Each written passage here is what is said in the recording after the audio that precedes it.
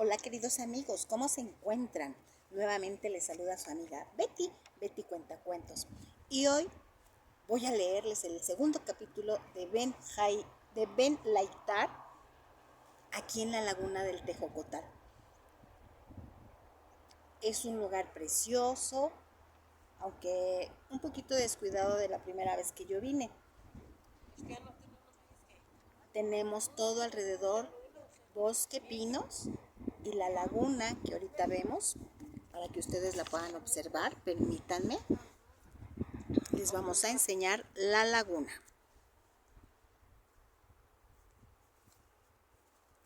Algo de palitas, cucharas.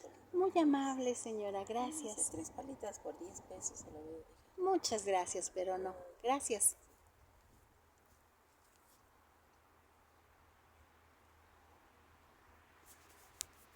Esa es la laguna que hoy se encuentra un poco vacía de agua. El nivel está muy bajo. Nos platican aquí los habitantes que es debido a que no ha llovido, una, y dos, a que abajo hay otras presas. Entonces, cuando abajo no tienen agua, de esta presa la abren para abastecer a las otras. Les está invadiendo una planta, pensábamos que era lirio, y nos dicen que no es lirio. Todo eso que vieron cafecito es la planta que está invadiendo el lago. También nos dijeron que un río que llegaba a desembocar a esta laguna ha sido desviado hacia Puebla para alimentar a las ciudades de Puebla. ¿Qué les podemos decir? Bueno, vámonos con nuestro segundo capítulo de Ben Laitar. Y dice así: la vida del hospital. No, señora, buenas tardes, muchas gracias. No, muchas gracias. La vida del hospital posee un ritmo propio. Cuando el dolor menguó, Ben descubrió que las horas del día podían expresarse en sonidos. Cabía advertir el comienzo de un nuevo día cuando descorrían las cortinas y tomaban la temperatura. A Ben no le importaba cómo quedaran las cortinas, por lo que permanecían todo el día descorridas. Los sonidos procedentes de la cocina, el entrechocar de los platos, tazas, cuchillos y tenedores cuando los colocaban en las bandejas, anunciaban la preparación del desayuno. Por el sonido que producía la mesita rodante cargada de instrumental, Ben sabía que un médico estaba reconociendo a los enfermos y tendrían que ser las 10. Un fluir de pasos por el corredor y el crujido del papel que envolvía los ramos de flores señalaban el comienzo de las horas de visita. Entonces era cuando llegaba su madre, 2 o 3 minutos después de las 2. Por la noche, en el silencio surgían sonidos específicos. El siseo de la falda de una enfermera cuando pasaba, comprobando que todo estuviera en orden, o el zumbido que se oía cuando un paciente oprimía el botón para pedir algo. A veces percibía el ruido de unos pies apresurados y el rápido murmullo de voces de enfermeras y médicos en el pasillo hacía saber a Ben que alguno de los pacientes estaba en apuros. Todos aquellos sonidos se abrían camino en su negro mundo como si fueran pequeños mensajeros. Así, poco a poco, comenzó a ver con sus oídos. Cada vez que llegaba la enfermera Wynne, era como si la luz llenara su habitación. Era maravillosa y Ben no podría haber soportado sin ella tantas largas horas. Lo peor era cuando la enfermera Wynne se tomaba su día libre y otra enfermera la reemplazaba. La enfermera Annie tiene que parecer un pato, pensaba Ben. Su voz constante alegre le causaba horror. ¡Cuá, cuá, cuá, cuá, cuá, cuá! No sonaba sincera y en todo lo que decía parecía evadirse de la realidad. Resultaba irritante. Ahora vamos a tener un maravilloso laboteo. Cotorreaba como si todo aquel ajetreo de agua y jabón resultara muy divertido. Y ahora el orinalito. Con un movimiento brusco le bajaba los pantalones del pijama a la altura de sus rodillas y ¡jala! Le colocaba bajo el trasero una helada vacinilla. Y ahora y ahora algo magnífico para comer. No le decía lo que había en el plato, pero inmediatamente le metía en la boca un buen pellizco de brecol. Pero el brecol era algo que Ben no podía soportar. Con el valor de la desesperación se tragaba el primer bocado mientras la enfermera Annie parloteaba y se reía entre dientes, aunque no parecía haber muchos motivos para las risas. Aquellos días, Ben se hundía más y más en el pesimismo. Se sentía más solo y desesperado de lo que había estado nunca, y todas las circunstancias de su vida futura se le antojaban cada vez más negras. Ciego. ¿Por qué tenía que haberle sucedido a él? Ya se veía en el futuro avanzando a tientas, ayudado por su padre o por su madre, dejando restos de comida a su alrededor, dependiendo de todos. Ciego. A partir de entonces tendría que contentarse con la piedad y la caridad. ¿Cómo iba a encontrar una chica? ¿Qué mujer querría salir con un ciego, torpe y chapucero? Cuando su padre acudía cada tarde a visitarlo, el valor y el buen humor de Ben se hundían hasta bajo cero. Trataba de que no se diera cuenta, porque consideraba que a su padre ya le resultaba todo bastante penoso, y en consecuencia se contenía y trataba de hablar despreocupadamente de esto y de lo otro. Pero cuando venía la enfermera Annie con su bebida caliente y charlaba con su padre con aquella voz tan melosa y alegre, aquello resultaba insoportable. ¡Qué simpática!, dijo su padre cuando la enfermera desapareció por el pasillo. ¡Es Mema! Ben escupió venenosamente aquellas dos palabras. ¿Cómo has dicho? Su padre se mostraba verdaderamente sorprendido. A mí me parece que está bastante bien. Apenas había dicho esto, cerró con fuerza la boca como si quisiera morderse la lengua. Pues es una mema, y me importa muy poco cuál sea su apariencia. Toda su desesperanza estalló en aquellas palabras. Te entiendo, murmuró su padre con voz insegura. Después sucedió un silencio breve y doloroso. Por fin, su padre, con muchas precauciones, le dijo quedamente: ya lo sabes, Ben, con frecuencia nuestros ojos nos apartan de cosas importantes. Con ellos advertimos todo género de detalles que nada tienen que ver con el asunto en cuestión. Juzgamos a la gente por su apariencia, que en verdad no es importante en manera alguna.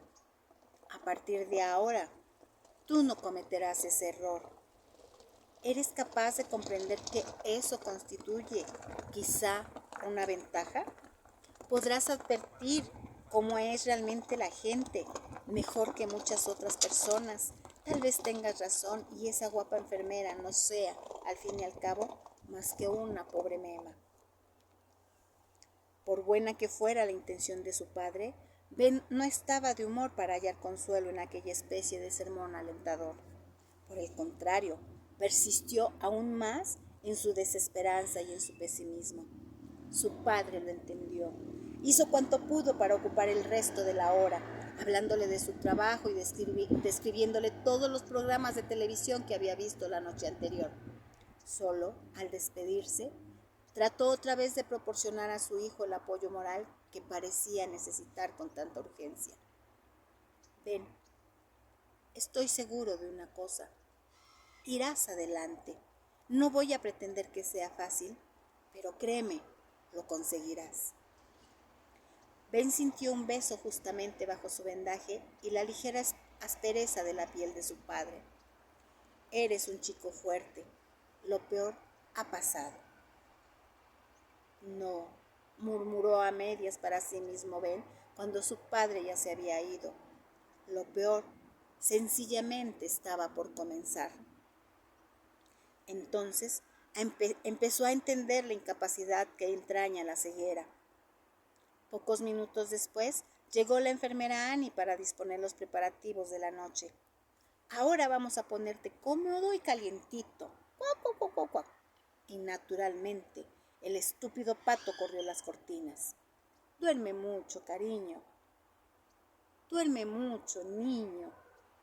¿Niño? Casi pudo escuchar el pobre delante de esa palabra. Con los puños cerrados, Ben golpeó su almohada y compadeciéndose de sí mismo murmuró inaudiblemente: «Oh Dios, si existes, ayúdame».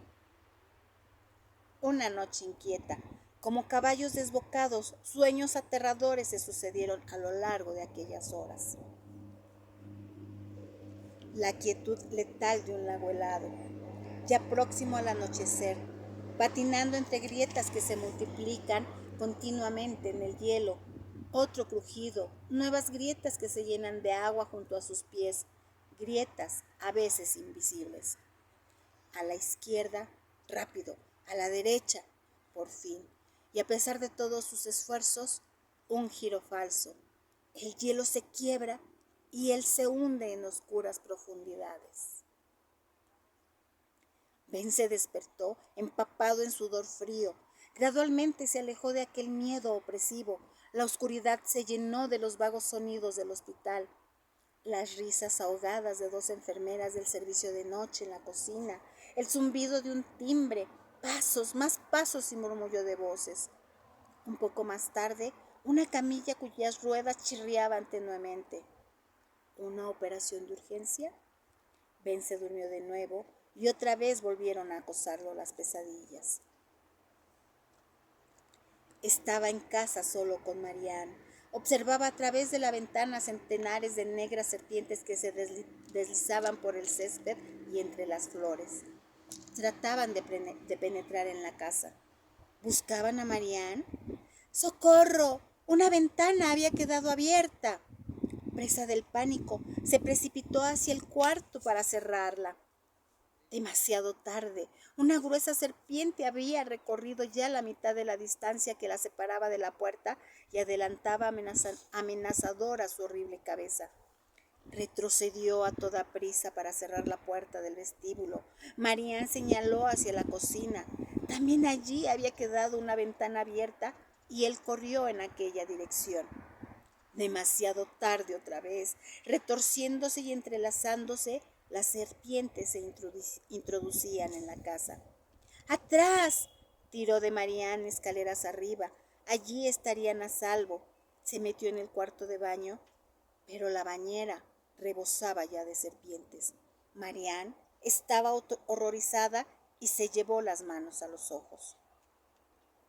Ben se despertó sobresaltado de nuevo.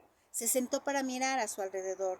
Quería asegurarse de que únicamente había sido un sueño, pero solo cuando estuvo sentado muy erguido en la cama, se apercibió de que no podía ver. Todo era profundamente oscuro a su alrededor. ¡Ciego!, se hundió en la almohada y pensó que para él todo estaba irremediablemente perdido. No más deportes, no más montar en su bicicleta para ir en busca de un amigo, no más posibilidades de llegar a ser médico como siempre había querido. Aún más abatido de lo que hasta entonces se había sentido, guardó a que surgieran los sonidos del nuevo día. Pasos, el movimiento del aire provocado por la apertura de la puerta. ¿Era la enfermera Gwyn quien silenciosamente descorría las cortinas? ¿Enfermera Gwyn? Él mismo percibió el temor y la desesperación de su voz. «Buenos días, Ben. ¿Hay algo que va mal?» Cuando se dirigió hacia él, Ben se incorporó y sollozó frenéticamente. «Enfermera Gwyn, toda mi vida está destrozada». «Pero, Ben». La enfermera Gwyn pasó un brazo alrededor de sus hombros. Su voz era tan serena como siempre, como si una vida destrozada fuese la cosa más corriente del mundo. «Pero Ben, todo el mundo afirma eso en algún momento. Yo también. Yo he dicho algo por el estilo más de una vez. Pero desde luego, jamás es verdad. Siempre hay una nueva manera de empezar a ir hacia adelante». «Sí, para usted es fácil hablar así. Tiene 2 ojos. Debe ver». Hubo un momento de silencio. Un silencio tenso. Luego, la enfermera Gwyn tomó la mano de Ben y la alzó lentamente. Toca despacio mi mejilla con tus dedos. Sí, ahí. ¿No notas unas arrugas corriosas desde el ojo hasta la barbilla? Sí, replicó Ben con voz trémula. Me quemé todo el lado derecho de la cara cuando tenía 15 años. Acababa de enamorarme de alguien que jamás volvió a mirarme. Tengo un aspecto horrible, ¿sabes? La mayoría de los pacientes se sobresaltan la primera vez que me ven. ¡Ay, enfermera! Un simple tartamudeo, porque Ben no sabía qué decir. No te preocupes por eso, Ben.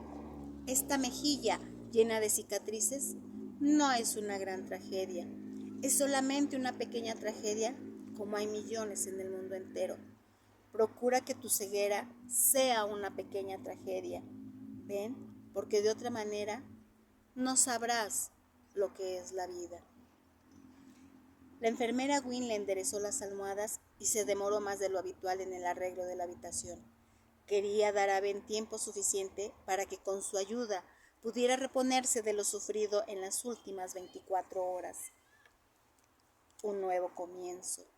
Ben lamentó haber perdido el dominio de sí mismo porque no era el ser más desgraciado del mundo, ni muchísimo menos. ¿No había llegado ya el momento de decir adiós a ese muchacho rebelde, amargo y quejoso que había sido él durante las últimas horas? Enderezándose, porque todo el mundo tiene que saber hacer frente a sus propias tragedias, decidió mentalmente que ocuparía su puesto en la línea de salida hacia un nuevo tipo de vida. Ven, le dijo la enfermera Gwyn, cuya presencia en la habitación ya había olvidado. Pase lo que pase, hay algo por lo que siempre tienes que estar agradecido, real y verdaderamente. Con un poco de gratitud, tu vida será más agradable que si te angustias en tu propio resentimiento. Y ahora voy a prepararte el desayuno. Ben la vio ir en su imaginación, rubia, de ojos azules e infinitamente más bella que la atractiva enfermera Annie, a pesar de aquella mejilla correosa, quemada y parduzca. En el negro mundo que existía bajo el espeso vendaje, empezaron a cambiar muchas cosas. Cuanto más reflexionaba, Ben sobre aquello, más claramente advertía que no todo estaba perdido. Le esperaba otra vida, eso era seguro, una vida de sensaciones a través de los dedos, de escuchar voces y sonidos. A partir de entonces, sus manos, sus oídos y su nariz tendrían que realizar la tarea de sus ojos. Ser ciego estaba resultando diferente de lo que había imaginado. Siempre había creído que la ceguera podría partir en dos la vida de una persona y que se vería condenado al desamparo. Ahora comprendía que era casi el mismo Ben que antes. Marianne, que solo tenía 9 años, no podía entender aquello. Para ella, la ceguera era una catástrofe total. Oh, Ben, creo que es horrible lo que te pasa, le dijo casi sollozando la primera vez que acudió a visitarlo al hospital. No es tan terrible en manera alguna, le replicó. Ser ciego es como estar en el cine. Te hallas a oscuras, pero ves todo lo que sucede en la pantalla. Así resulta para mí. Bajo este vendaje pasan muchísimas imágenes. Esa era la verdad. En sus pensamientos veía a la habitación y a la enfermera Gwyn muy claramente, y también al médico que hacía los reconocimientos cada mañana y que con seguridad tenía el pelo canoso y llevaba gafas. Qué suerte tenía, pensó Ben, por no haber nacido ciego, porque todas esas imágenes bajo el vendaje hubieran resultado mucho menos precisas. Una tarde, el jardinero que provocó el accidente le hizo una visita y le llevó un ramo de jacintos. Un poco de primavera para que la huelas, Tal vez olvidarás algo el olor del hospital. Aunque jamás se había encontrado antes con él, Ben podía distinguir al jardinero muy claramente.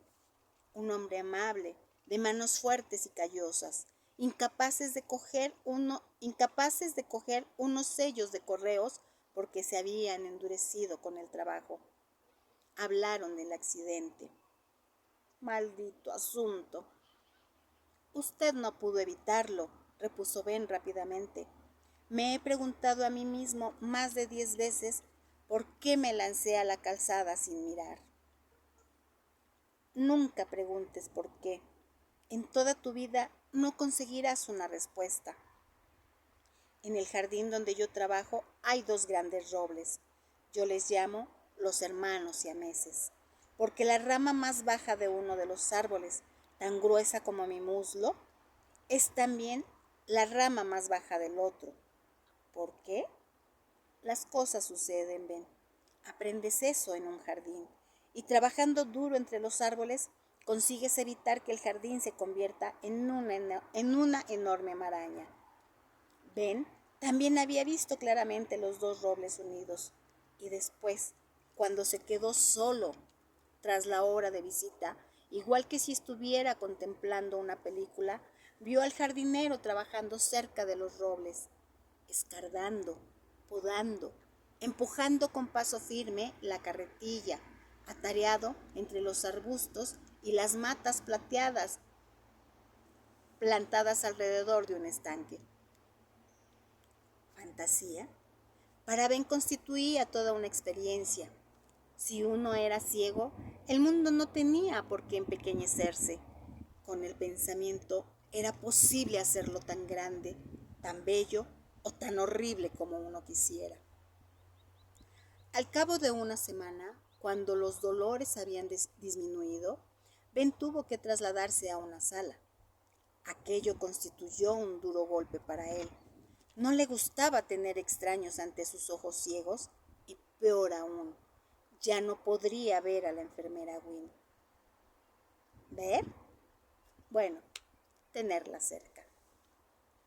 Claro que iré a verte, le prometió la enfermera Wynne cuando lo alzó para colocarlo en la camilla que lo trasladaría a la sala 3. Empujó la camilla hacia afuera de la habitación. Las ruedas chirriaban como de costumbre a lo largo del vestíbulo y luego al ascensor. Abajo y luego otro vestíbulo y una vuelta. Entonces se detuvieron. Se abrió una puerta y sus oídos captaron el zumbido de voces masculinas puntuados por estallidos de risa. Los sonidos se quebraron en cuanto franquearon la puerta. ¡Dios mío! En el súbito silencio, la sensación de ceguera le aferró de nuevo por la garganta. Se advertía temeroso e inseguro mientras lo trasladaban en la camilla a lo largo de la sala 3, hasta su nueva cama. ¿Cuántos hombres había en aquella sala? ¿Le estaban mirando todos ahora? Jesús, María y José, le llegó un murmullo desde un rincón, y el silencio pareció cobrar nueva profundidad. Ven, voy a meterte en la cama. Pásame el brazo por el cuello. La clara voz de la enfermera Wynne quebró aquel vacío. Lo alzó y suavemente lo dejó sobre la cama, apoyado en las almohadas. Luego oyó cómo colocaba en la mesilla próxima a la cama todos los objetos de su propiedad. El cuenco de jacintos, la cesta con fruta que le envió la clase. ¡Ay, qué estúpida soy! He olvidado la radio. Sus padres habían regalado a Ben un transistor con auriculares. Podía escuchar programas y música sin molestar a los demás. Ahora mismo te la traigo, dijo la enfermera Wynne y desapareció. Ben se sintió aún temoroso y solo. ¿En dónde se hallaba ahora? ¿Quién estaba en la cama de al lado? Entonces, desde muy cerca, le llegó una voz ruda, pero cordial. Hola, chico, soy tu vecino Jerry. Estoy aquí clavado con los pies aplastados porque les cayó encima una cadena de ancla. A mi lado tengo al abuelo Ave, un parásito que no hace más que parlotear de su apéndice. Así que me alegra tenerte al otro lado. Ben no vio una mano tendida irreflexiblemente para saludarle, ni que esa mano se retiró a toda prisa. Oye, ¿quieres saber quiénes más están aquí? Ahora que has llegado, ya somos 6. Sí, por favor, murmuró Ben, todavía muy turbado. No sabía cómo comportarse en aquella nueva situación. En el rincón, junto a la ventana, o sea, a tu derecha, está el panadero. Lo han operado del estómago y no puede reírse porque le duele mucho. Ya verás cómo se asusta cuando empecemos a gastar bromas. Su mujer casi nos mata a fuerza de tortas y bollos, así que nos encanta tenerlo aquí.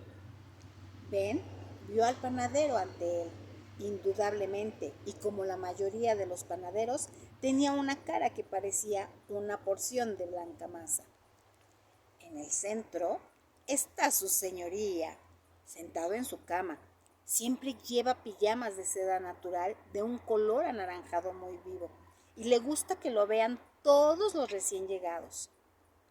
Por amor de Dios, Jerry, estalló una voz. Ya te he dicho por lo menos 5 veces que fue mi querida esposa quien me compró esta espantosa indumentaria. Parece una carpa dorada fuera de su elemento. Ben se echó a reír. No podía ver la mirada de triunfo que Jerry dirigió a los demás cuando le señaló la ancha sonrisa bajo el vendaje. Ese ruido de papeles que te llega del otro lado procede de un estudiante de psicología. Ben se sonrió de nuevo. Está bastante enfermo, algo relacionado con los riñones, a juzgar por el número de veces que necesita una botella.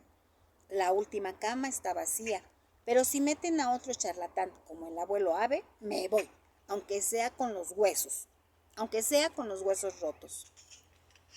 Cuando la enfermera Wynne regresó con la radio, Ben empezó a sentirse a gusto en la sala 3. Aquel marinero, con unas cuantas frases rudas y breves, había proporcionado una cierta serenidad al mundo pequeño e inseguro que existía bajo el vendaje.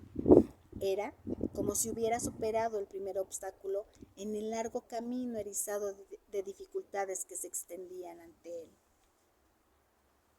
Y amigos, así terminamos el segundo capítulo de El mundo de Ben Lecter. ¿Qué les parece? No me puedo imaginar cómo sería mi mundo sin mis ojos. ¿Cómo va a cambiar? Aquí en el libro nos mencionan que tenemos que adaptarnos a nuestras realidades, a los cambios, y que tenemos que dejar atrás lo que nos hace sufrir, lo que nos hace convertir las situaciones difíciles en experiencias positivas y no dejarnos amargar por eso. Buscar y encontrar otro camino para seguir adelante, como la enfermera Wynne. ¿Se la imaginaron? ¿Se imaginaron su mejilla toda quemada desde la orilla de su ojo hasta la orilla de su boca? ¿Se la imaginaron atendiendo a Ben en su cama? ¿Y cómo le platica que superó esa situación? El mundo no se acaba con nuestras desgracias, pero tenemos que aprender a afrontarlas y a salir adelante. Muchas gracias, amigos. Recuerden alzar su dedito. Ay, está rojito porque comimos chicharrones aquí en la Laguna del Tejocotal. Recuerden alzar su dedito. Síganme en mis redes sociales: Facebook, Betty Cuentacuentos, y Despertando Sueños, Instagram, Betty Cuentacuentos, y YouTube, Beatriz Hernández Sánchez. Nos vemos en el próximo capítulo, tercero. Este es el segundo. Y aquí los estaremos saludando nuevamente desde Despertando Sueños. Les comento, vamos a iniciar en enero con nuestro club de lectura, ahí en nuestra página Despertando Sueños. Estaremos iniciando una vez a la semana o cada 15 días, todavía no estoy segura, con nuestro club de lectura Despertando Sueños, en donde nos está reconociendo oficialmente el Fondo de Cultura Económica como un club formalizado. Les vamos a estar compartiendo nuestra acta de fundación para que ustedes se den cuenta que nos está apoyando el Fondo de Cultura Económica. Ahorita en diciembre no vamos a poder iniciar porque, bueno, pues tengo trabajo y afortunadamente hay muchísimo trabajo. Nos dimos una escapadita porque los hijos estaban de vacaciones y pudimos venir aquí. Pero toda esta semana y la siguiente y la primera de enero tenemos mucho trabajo, así es que no va a poder ser posible iniciar nuestro club en este año, pero en enero estaremos iniciando con nuestras lecturas. Serían los viernes, ya nada más voy a coordinar el horario para que pues ustedes que están en casita nos puedan acompañar. Muchísimas gracias y nuevamente les agradezco que nos sigan y que nos apoyen con el fomento a la lectura. Recuerden, Betty Cuentacuentos, Facebook, Instagram y YouTube. Facebook, Betty Cuentacuentos y Despertando Sueños. Instagram, Betty Cuentacuentos y YouTube, Beatriz Hernández Sánchez. Hasta la próxima. Y bueno, les dejo una vista de este parque que aunque está un poco descuidado, sigue estando hermoso. Convivir con la naturaleza es una belleza. Y déjenme les presumo mi blusa que la acabo de comprar con los habitantes de aquí del Tejocotal. La chica que me la vendió me dice que se hace una blusa al día. Es un bordado a mano completamente.